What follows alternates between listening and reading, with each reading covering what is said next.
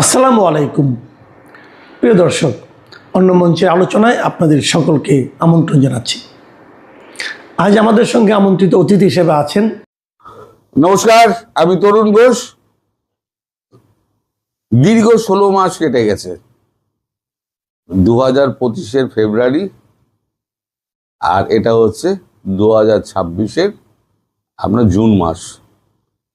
এই 16 মাসে দুই রাষ্ট্রনেতার মুখোমুখি সাক্ষাৎ হয়নি, টেলিফোনে কথাও হয়নি, দু একবার ছাড়া টেলিফোনে বাক্যালাপও হয়নি। 2016 সালের যে ছবি, 2021 বলা যায় 2021 সালের যে ছবি, সেই ছবিটা আপনারা দেখুন। আর বর্তমানে ট্রাম্পের সঙ্গে মোদির দেখা হওয়ার পর সেই ছবিটা দেখুন।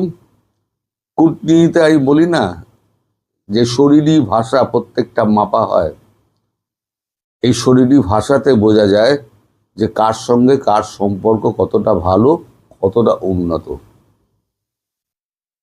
অথচ আপনি দেখুন, যখন G7 বৈঠকে যখন যোগ দিতে ফ্রান্সে পৌঁছালেন মোদি, সে সময় যে আগ্রহ নিয়ে এগিয়ে গেলেন ম্যাক্রন, তাতে পরিষ্কার বোঝা গেল ম্যাক্রনের সঙ্গে এখন মোদির একটা ভালো রকম সমঝোতা তৈরি হয়েছে। আগামী দিনে অনেকগুলো ক্ষেত্রে এখন কি কি হয়েছে আমি তো এখনো জানতে পারিনি, মানে কি কি চুক্তি ফুক্তির কথাবার্তা হয়েছে এখন আমি জানতে পারিনি, এগুলো জানতে দেরি হবে। তো এবার বাকি রাষ্ট্রনেতাদের ছবিগুলো দেখুন।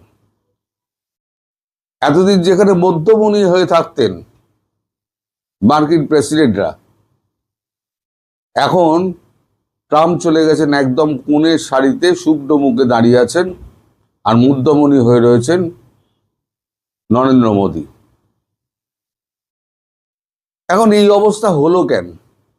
শুরুতেই মোদী যে ধাক্কাটা দিয়েছেন না, সেই ধাক্কাটা কিন্তু ট্রাম্পকে কিন্তু অনেকটা পিছিয়ে দিয়েছে। যেমন শুরুতেই উনি বলেছেন অপারেশন সিঁদুর ও তৎপরবর্তী ওয়াশিংটন পাকিস্তানের প্রেম শুল্কের বিপুল চাপ, বারবার ভারত সম্পর্কে ট্রাম্পের অপমানজনক মন্তব্য, পশ্চিম এশিয়া অশান্তি, ভারতীয় নাবিকদের মৃত্যু, এই দীর্ঘ পেরিয়ে মোদির চিরায়ত আগমার্কা উষ্ণ আলিঙ্গন দেখা গেল না, বরং ট্রাম্পের সামনেই হরমুজ প্রণালী দিয়ে বাণিজ্য ব্যাহত হওয়ার কথা বেশ কয়েকবার তুলে ধরেন। উনি বলেন বেশ কয়েকজন সাধারণ ভারতীয়ের প্রাণ গিয়েছে। যে নাবিকেরা নৌ বাণিজ্যে পৃথিবীকে জোড়েন তাদের নিরাপত্তা আমাদের দায়িত্ব। সমুদ্র পথগুলি যাতে নিরাপদ থাকে এবং নাবিকদের যাতে নিরাপদে কাজ করতে পারেন তা আমাদের নিশ্চিত করতে হবে। সম্মেলন কক্ষে আসন গ্রহণ করার সময় মুখোমুখি হন ট্রাম্প এবং মোদি। হাসি মুখে সম্ভাষণের পর করবর্ধন করেন। সামান্য কথোপকথন হয়। মোদির ডান বাহুতে বেশ কয়েকবার চাপড় দিয়ে দেখা যায় ট্রাম্পকে, কিন্তু তারপরে আর স্পর্শের কূটনীতি বহর দেখা যায়নি। আগামীকাল পার্শ্ব বৈঠক হওয়ার কথা দুই নেতার। দ্বিপাক্ষিক বৈঠকে বাণিজ্য চুক্তির কাঠামো নিয়ে আলোচনায় প্রায় চূড়ান্ত পর্যায়ে এই সংযোগ তাৎপর্যপূর্ণ। যদিও মোদি আজ বলেছেন বাণিজ্য প্রযুক্তিতে সংকীর্ণ স্বার্থ ব্যবহার করাটা আন্তর্জাতিক ক্ষেত্রে বিশ্বাসের অভাব তৈরি করেছে। মানে ট্যারিফ, উনি বলতে চাইছেন যে ট্যারিফ বিশ্বাসের অভাব তৈরি করেছে। এই বার্তার নিশানা আমেরিকার দিকে কিনা সে চর্চাও চলছে, অবশ্যই আমেরিকার দিকে। সূত্রের খবর, পশ্চিম এশিয়া হরমুজ প্রণালীতে জাহাজ চলাচল, আন্তর্জাতিক জ্বালানি বাজার, বাণিজ্য চুক্তি এবং আঞ্চলিক নিরাপত্তা নিয়ে আলোচনা হবে। বিশেষভাবে গুরুত্ব হবে ওমান উপকূলে আমেরিকার সাম্প্রতিক অভিযানের বিষয়টি। এখন বিষয় হচ্ছে, আপনি এবার ভারতের অবস্থান দেখুন। ভারতকে যদি আপনি সিধে হয়ে যদি আপনি দক্ষিণ দিকে দাঁড়ান, পশ্চিম দিকে দাঁড়ান, তাহলে আপনার ডান বাহুতে পড়বে বঙ্গোপসাগর, আর ডান বাহুতে আপনার পড়বে আরব সাগর, যেটা মুম্বাই মহারাষ্ট্রকে দখল করে রেখে দিয়েছে। এই যে টোটাল দুটো সাগরের টোটাল অঞ্চল হচ্ছে 56 lakh mile square kilometre. 56 lakh square kilometre. এইটাতে আধিপত্য গড়ে রেখে দিয়েছে ভারত, কারণ এটা ভারতীয় উপকূলের মধ্যে, ভারতের সমুদ্র। তো আগামী দিনে এই যে আজকে যে বইটা হয়েছে, আজকে যে G7 যে এটা হয়েছে, আপনার ভাষণটা হয়েছে, সেটা ইন জেনারেল ভাষণ। এই ইন জেনারেল ভাষণে কূটনীতিতে আচ্ছা করে নাম না করে ঠেসে দিয়েছেন কিন্তু ট্রাম্পকে। ট্রাম্প এমনি শুকনো শুকনো মুখে দাঁড়িয়ে নেই। সবাই যেখানে হাসছেন দাঁড়িয়ে, ট্রাম্পকে দেখুন, ট্রাম্প শুকনো মুখে এক কোণে দাঁড়িয়ে রয়েছেন, কারণ তার উপরে চাপটা বাড়ছে। তার তো মুখ পুড়েছে, তার ইউক্রেনে মুখ পুড়েছে, তিনি ইউক্রেন যুদ্ধ থামাতে পারেননি। তিনি কি বলে, ইরানে মুখ পোড়ালেন। $300 বিলিয়ন ইরানকে দিতে হবে শান্তি চুক্তি করতে গেলে। ইসরায়েল মানছে না, ইরান ইসরায়েলকে মেরেই যাবে। ফলে এই শান্তি চুক্তিটা করে কোনো রকমের ট্রাম্প এখান থেকে বেরিয়ে যেতে পারলেন, বাঁচেন, এরকম একটা ব্যাপার। সেখানে তার একটা ফজিয়াত হলো, মানে অপমান হলো। এবার ওআইসি কান্ট্রিগুলো যেগুলো ছিল, সেগুলো সমস্ত বেস তো নষ্ট করে দিয়েছে ইরান। এবার তারা বলছে, আবার আমরা যে টাকা দিয়েছি পেট্রো ডলার ইউজ করে, সেই টাকা আমাদের ফেরত দাও। আমাদের যে স্ট্রাকচারগুলো নষ্ট হয়ে গেছে তার জন্য আমাদের টাকা দাও। মানে টোটাল আমেরিকাকে এখন দিতে হবে কত, অন্তত 700 বিলিয়ন টাকা বোধহয়, আমি যে হিসেব দেখলাম, দিতে হবে। তার মধ্যে 300 বিলিয়ন দিতে হবে কেবল ইরানকে, শান্তি চুক্তির আগে 50% আর শান্তি চুক্তির পর 50%। তাহলে আপনি পেলেন কি? ভারতবর্ষের সঙ্গে দূরত্ব বাড়ালেন, ট্যারিফ বসিয়ে ভারতবর্ষকে দবাতে পারলেন না। বাংলাদেশে ঢুকে আপনার মুখ পুড়ল, সব দিক দিয়ে আপনার মুখ পুড়েছে। এইবারে মুখ পোড়াটা বাকি রয়েছে, বাকিটা দেহ পোড়া, সেটা হচ্ছে বঙ্গোপসাগরে ঢুকলে। একটা চুক্তি করেছেন, যদিও এইখানে বাংলাদেশ এবং ইরানের কথা এখানে তোলাই হয়নি, কিন্তু আমরা জানি যে একটা চুক্তি হয়েছে বাংলাদেশের সঙ্গে আমেরিকার, যে এখানে বঙ্গোপসাগরে তারা চট্টগ্রামে ঘাঁটি করবে। আমি বলেছিলাম চট্টগ্রামে ঢুকতে করতে বঙ্গোপসাগরে পা দিতে হবে। উনি ভারত মহাসাগর পেরিয়ে বঙ্গোপসাগরে পা দিন।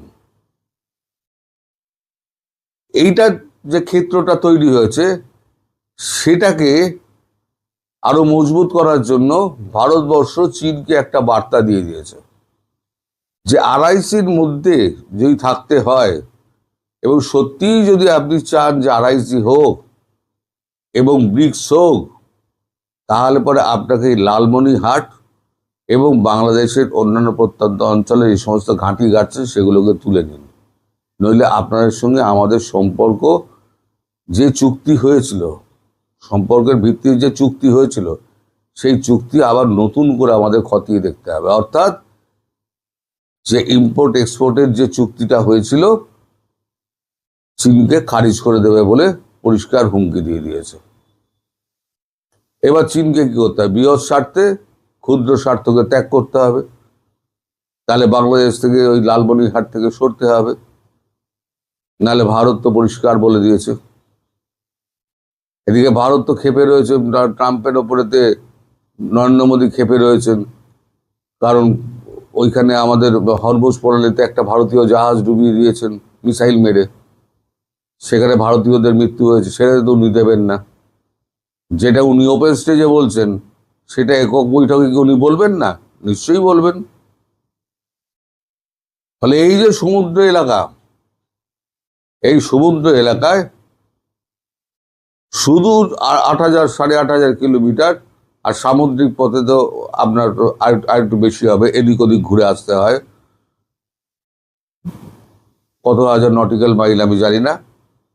সেখান থেকে এসে এখানে দাদাগিরি করার আগে ট্রাম্পকে 10 বার চিন্তা করতে হবে যে এখানে 3টে মহাদেশ রয়েছে, তাদের সামুদ্রিক শক্তি কিন্তু অপার।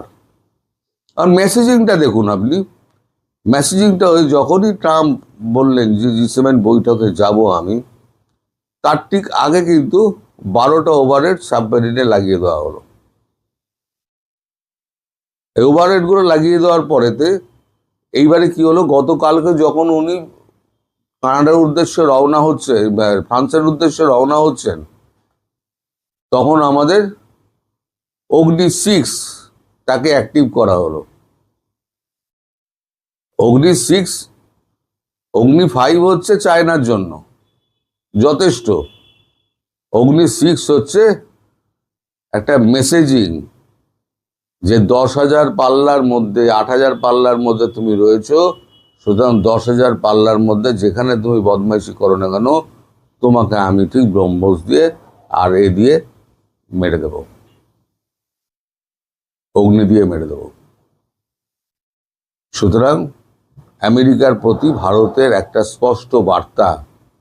এখন আমেরিকা কি চায়? আমেরিকা চায় যে ভারত ক্রমশ উন্নতি করে যে জায়গায় আসছে, আমেরিকার কাছাকাছি যেন পৌঁছাতে না পারে। আর ভারত সেটা করবেই, আমেরিকা ছাড়বে না। গন্ডগোলটা তো এইখানে, আর তো কোথাও নয়। তাহলে কোথায় সুদূর আমেরিকা, কোথায় ভারতবর্ষ, কি আছে? গন্ডগোলটা এখানে। আমাকে উঠতে দেবে না, আমি উঠবো, আর তোমায় উঠতে দেবো না, তুমি কি করে ওঠো আমি দেখবো। এই যে দুজনের ভারসাম্যের যে তফাৎটা হয়ে যাচ্ছে, সেখান থেকেই গন্ডগোলের সূত্রপাত। এখন দেখা যাক G7 বৈঠকটা, পার্সোনালাইজ বৈঠকটা হোক, সন্ধ্যেবেলা হয়তো হবে। যখন হবে তখন আমি আপনাদের হয়তো 7:30টার সময় ভিডিও দিতে পারবো না। বৈঠকটা যখন হয়ে যাবে তারপরে আমি আপনাদের ভিডিওটা আপলোড করব। আপাতত এখানে শেষ সুপ্রিয় করছি। দর্শক, সাজ্জাদ কাদিরের প্রীতি নিন, শুভেচ্ছা নিন। এই মুহূর্তে আপনাদের সামনে কথা বলতে এসেছি ভারত আমেরিকা সম্পর্কের নতুন মোড়, যে সম্পর্কের ওপর আমাদের পুরো এই উপমহাদেশ বাংলাদেশও জড়িয়ে আছে। সেই সম্পর্কটা কেমন এই মুহূর্তে, সেটিও আমাদের একটু পর্যালোচনা করা প্রয়োজন। কারণ ভারত আমেরিকা সম্পর্কের উপর বাংলাদেশের এই যে বর্তমান পরিস্থিতি, এটিও অনেকটা নির্ভরশীল। যতক্ষণ পর্যন্ত ভারতের কবজায় আমেরিকা না আসবে, ততক্ষণ পর্যন্ত বাংলাদেশের এই যে পরিস্থিতি, অচলাবস্থা, বাংলাদেশে মার্কিন মদতপুষ্ট সরকার, এই সরকারের পরিবর্তনও হবে না। সেই জায়গায় টাইম টু টাইম আমাদের একটু বিশ্লেষণ করা দরকার যে ভারত আমেরিকা সম্পর্কটা এই মুহূর্তে কেমন। ভারত ও মার্কিন যুক্তরাষ্ট্রের কূটনীতিতে কি তবে বড় কোনো ফাটল ধরলো এই মুহূর্তে? দীর্ঘ 16 মাস পর অবশেষে মুখোমুখি হলেন ভারতের প্রধানমন্ত্রী নরেন্দ্র মোদী এবং মার্কিন প্রেসিডেন্ট ডোনাল্ড ট্রাম্প। কিন্তু যেখানে অতীতে আমরা দেখেছি ট্রাম্প এবং মোদীর উষ্ণ আলিঙ্গন কিংবা হাউডি মোদীর মতো জমকালো রসায়ন, সেখানে এবার ফ্রান্সে আয়োজিত 52তম G7 শীর্ষ সম্মেলনে দেখা গেল এক অদ্ভুত ঠান্ডা লড়াই। হ্যাঁ, ঠিকই শুনেছেন, করমর্দন হলো, সৌজন্য বিনিময় হলো, এমনকি দুজনে পাশাপাশি বসলেনও। কিন্তু সেই চিরাচরিত কোলাকুলি বা উষ্ণতা এবার সম্পূর্ণ গায়েব। কিন্তু কেন? এর পেছনে লুকিয়ে আছে ওমান উপকূলে মার্কিন হামলায় 3 ভারতীয় নাবিকের মৃত্যু এবং ট্রাম্পের ভারতকে মৃত অর্থনীতি বলার মতো বিস্ফোরক সব পটভূমি, যার দরুন ভারতের প্রধানমন্ত্রী নরেন্দ্র মোদী ট্রাম্পের ওপর যার পর নেই ক্ষুব্ধ। এবং সেই ক্ষুব্ধতার বহিঃপ্রকাশ দেখলাম আমরা ফ্রান্সের G7 শীর্ষ সম্মেলনের সেই ইভেন্টেও। দর্শক, আপনারা অনেকেই জানেন 2025 সালের ফেব্রুয়ারিতে ওয়াশিংটনের হোয়াইট হাউসে শেষবার মুখোমুখি হয়েছিলেন মোদি ও ট্রাম্প। তারপর কেটে গেছে দীর্ঘ 16 মাস। এই 16 মাসে ভারত ও আমেরিকার সম্পর্কে অনেক ওঠানামা হয়েছে। মার্কিন মুলুকে ট্রাম্প দ্বিতীয়বার প্রেসিডেন্ট হিসেবে ক্ষমতায় আসার পর মোদি সেখানে গেলেও সাম্প্রতিক সময়ে বেশ কিছু ইস্যুতে দুই দেশের মধ্যে দূরত্ব তৈরি হয়েছে। তারই প্রতিফলন দেখা গেল ফ্রান্সের এই জি শীর্ষ সম্মেলনে। ভারত কিন্তু G7 এর স্থায়ী সদস্য নয়, তবে আন্তর্জাতিক মঞ্চে ভারতের গুরুত্বের কারণে প্রতিবারের মতো এবারও বিশেষ আমন্ত্রিত দেশ বা ইনভাইট কান্ট্রি হিসেবে প্রধানমন্ত্রী মোদী সেখানে যোগ দিয়েছেন। সোমবার থেকে শুরু হওয়া 3 দিনের এই সম্মেলনে ফটো সেশনের সময় মোদির পাশে ছিলেন আয়োজক দেশ ফ্রান্সের প্রেসিডেন্ট এমানুয়েল ম্যাক্রো। এছাড়াও ইতালির প্রধানমন্ত্রী জর্জিয়া মেলোনির সঙ্গেও মোদির সৌজন্য বিনিময়ের চমৎকার মুহূর্ত দেখা গেছে। কিন্তু সবার নজর ছিল ওই এক জায়গায়, মোদি এবং ট্রাম্প। এখন প্রশ্ন হচ্ছে, হঠাৎ এই দুই রাষ্ট্রনেতার মধ্যে দ্বিপাক্ষিক সম্পর্কে এই শীতলতা কেন? খবর বলছে গত 16 মাসে বেশ কয়েকটি বিষয়ে নয়াদিল্লি ও ওয়াশিংটনের ভিন্ন মত একেবারে প্রকাশ্যে চলে এসেছে। প্রথমত, অপারেশন সিঁদুর পরবর্তী ভারত পাকিস্তান সংঘর্ষ বিরতিতে ট্রাম্পের মধ্যস্থতা করার দাবি। ভারত সবসময় বলে এসেছে পাকিস্তান দ্বিপাক্ষিক বিষয়, তৃতীয় পক্ষের কোনো প্রয়োজন নেই, কিন্তু ট্রাম্প সেখানে নাক গলাতে চেয়েছেন। দ্বিতীয়ত, রাশিয়া থেকে ভারতের তেল কেনা। আমেরিকার নিষেধাজ্ঞা উপেক্ষা করে ভারত রাশিয়া থেকে সস্তায় তেল কেনা বজায় রেখেছে, যা ওয়াশিংটন ভালোভাবে নেয়নি। তৃতীয়ত, মার্কিন শুল্ক নীতি এবং দ্বিপাক্ষিক বাণিজ্য চুক্তির খসড়া তৈরি নিয়ে হওয়া জটিলতা। চতুর্থত এবং সবচেয়ে বড় আঘাত, ট্রাম্পের সাম্প্রতিক মন্তব্য, যেখানে তিনি ভারতকে সরাসরি একটি মৃত অর্থনীতি বা ডেড ইকোনমি বলে কটাক্ষ করেছেন। স্বভাবতই ট্রাম্পের এই অধ্যত্ত ভারতের কূটনৈতিক মহলকে ক্ষুব্ধ করেছে, কিন্তু জল ঘোলা হয়েছে অন্য একটি স্পর্শকাতর ঘটনায়। মাত্র 3 দিন আগে ওমান উপসাগরে একটি বাণিজ্যিক জাহাজে মার্কিন হামলায় 3 জন নিরীহ ভারতীয় নাগরিকের মৃত্যু হয়। এই ঘটনা ভারতকে ক্ষুব্ধ করে দেয়। মার্কিন হামলায় ভারতীয়দের প্রাণ গেল, অথচ ট্রাম্প প্রশাসন দুঃখ প্রকাশ করা তো দূরের কথা, উল্টো ভারতকে এক প্রকার শাসানি দেয়। এই ঘটনা নিয়ে ভারতের অভ্যন্তরীণ রাজনীতি তোলপাড় হয়ে ওঠে। এতদিন প্রধানমন্ত্রী মোদির নীরবতা নিয়ে বিরোধী শিবির লাগাতার আক্রমণ করছিল।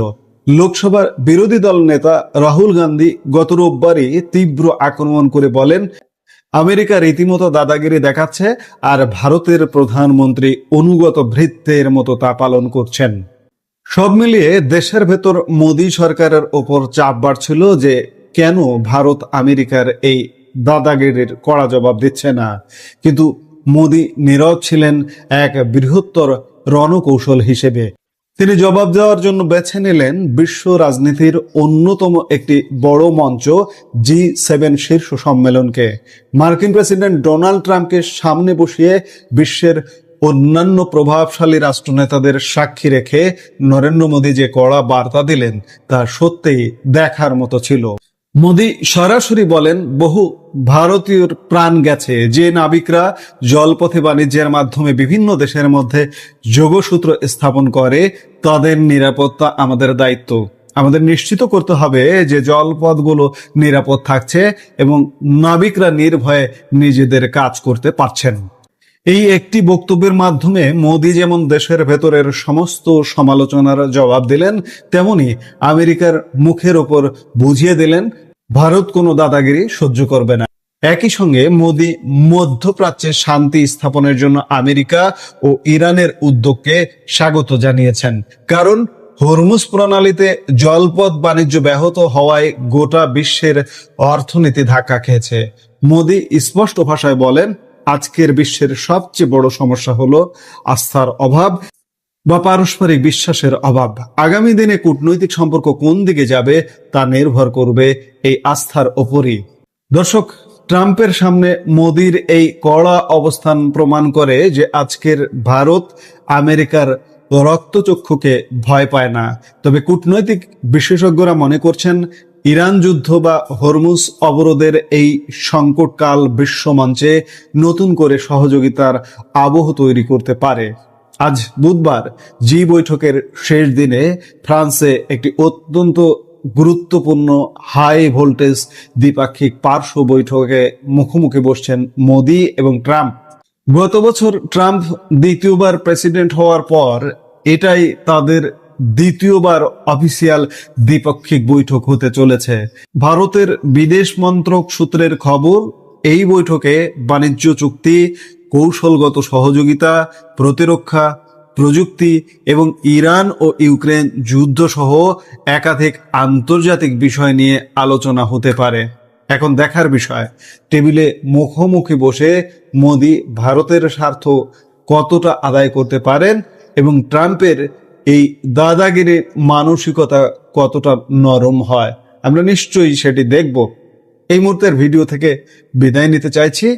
দেখা হচ্ছে পরবর্তী ভিডিওতে। সে পর্যন্ত ভালো থাকুন, সুস্থ থাকুন।